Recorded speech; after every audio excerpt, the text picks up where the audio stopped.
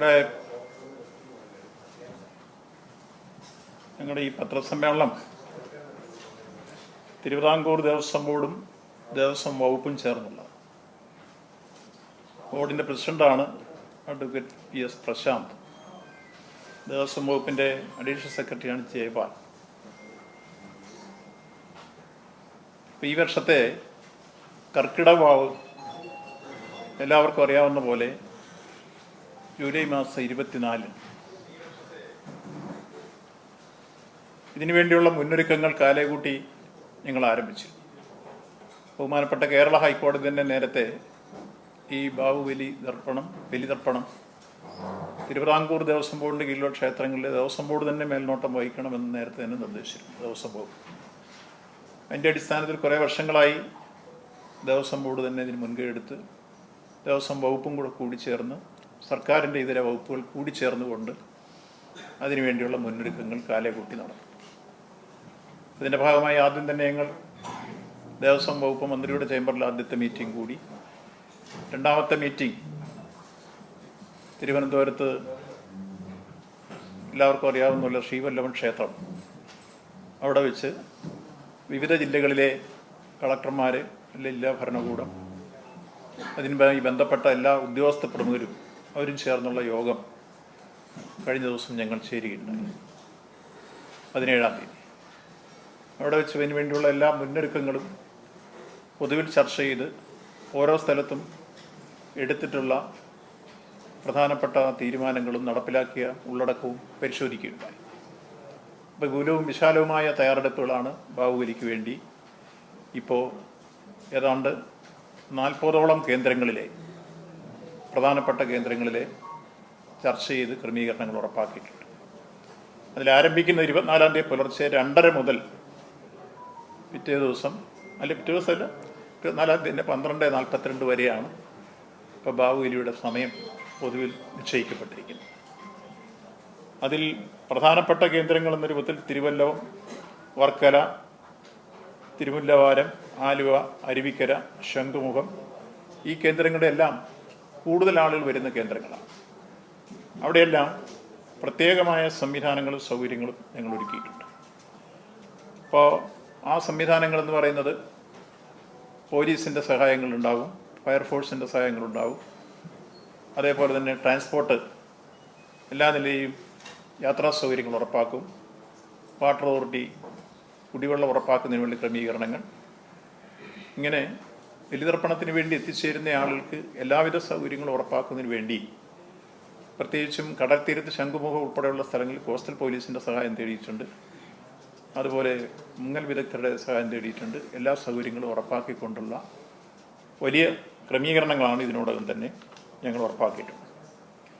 മറ്റൊരു പ്രധാനപ്പെട്ട പ്രശ്നം, ചില സ്ഥലങ്ങളിൽ ബലിതർപ്പണത്തിന് വേണ്ടിയുള്ള തറകൾ വാടകയ്ക്കെടുത്തിട്ട് വരുന്ന ബലിതർപ്പണത്തിന് വേണ്ടി എത്തിച്ചേരുന്ന ഭക്തജനങ്ങളെ വിവിധ രൂപത്തിൽ വിവിധ ഫീസുകൾ വാങ്ങി ചൂഷണം ചെയ്യുന്ന സമ്പ്രദായം മുമ്പുണ്ടായിരുന്നു. അതിനൊരു ഏകീകൃത രൂപം വേണമെന്ന് ഞങ്ങൾ ആലോചിച്ചു. അതിൻ്റെ അടിസ്ഥാനത്തിൽ 100 രൂപയാണ് അതിന് ഫീസായി ഇവ വാങ്ങാൻ വേണ്ടി തീരുമാനിച്ചിട്ടുള്ളത്. അപ്പോൾ കൃത്യമായി അതടച്ച് ആ കാര്യങ്ങളിലേക്ക് പോവുകയും, പിന്നെ മറ്റൊന്ന് തിലഹോമത്തിന് 65 രൂപയായും വഴിപാട് എന്ന രൂപത്തിലും ഇത് ക്രമീകരിച്ചിട്ടുണ്ട്. ഇല്ലെങ്കിൽ അതിൻ്റെ ചാർജുകൾ പല രൂപത്തിൽ ഈടാക്കും എന്നുള്ളത് കൊണ്ടാണ് ആ ക്രമീകരണം ഉറപ്പാക്കിയിട്ടുള്ളത്.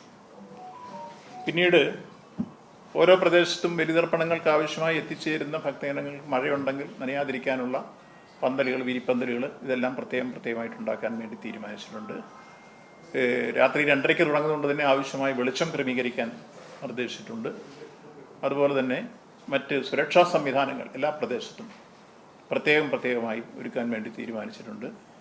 അങ്ങനെ പൊതുവിൽ ബലിതർപ്പണത്തിന് വേണ്ടി എത്തിച്ചേരുന്ന ആർക്കും ഒരു ബുദ്ധിമുട്ടില്ലാതെ കാര്യങ്ങൾ, പിന്നെ അപകട സാധ്യതയുള്ള ബീച്ചിൻ്റെ പരിസര പ്രദേശമൊക്കെ പ്രത്യേകമായ ഫയർഫോഴ്സിൻ്റെ ക്രമീകരണങ്ങൾ, അവരുടെ ടീം, അവരുടെ സ്കൂബ ടീം ഇതെല്ലാം ഉണ്ടാവണമെന്ന്.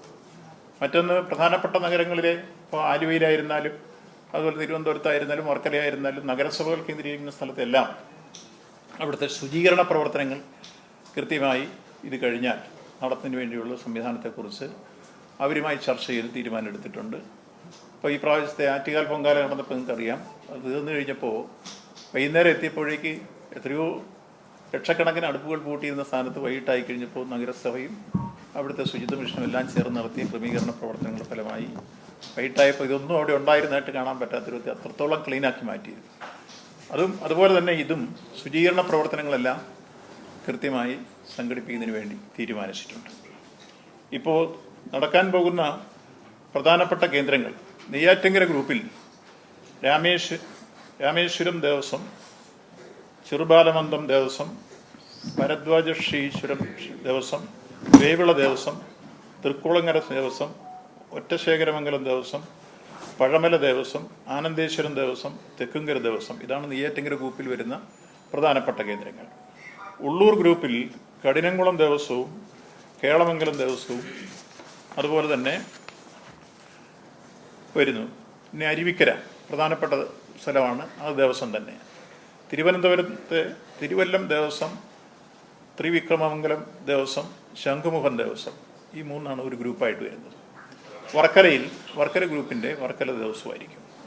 കൊല്ലത്ത് തിരുമുല്ലവാരം ദേവസ്വമാണ് പ്രധാനമായും കേന്ദ്രീകരിക്കുന്നത്.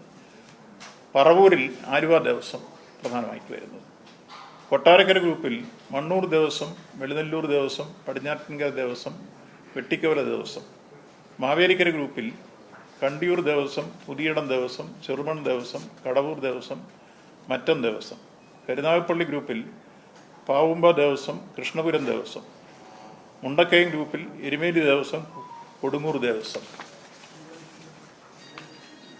ഈ നിലയിലാണ് ഓരോ ഗ്രൂപ്പുകളാക്കി തരംതിരിച്ച് ചെയ്യുന്നത്. ഇതിന് പുറമെ നമ്മുടെ പ്രധാനപ്പെട്ട ചില കേന്ദ്രങ്ങൾ, ഇപ്പോൾ നമുക്കറിയാം കോട്ടയം ജില്ലയിൽ തന്നെ വേദഗിരിയിൽ നടക്കുന്നുണ്ട് വാവുബലി.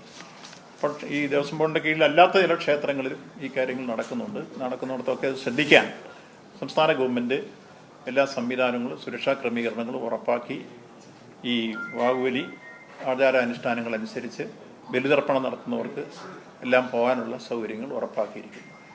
ഇതാണ് എൻ്റെ ക്രമീകരണങ്ങൾ.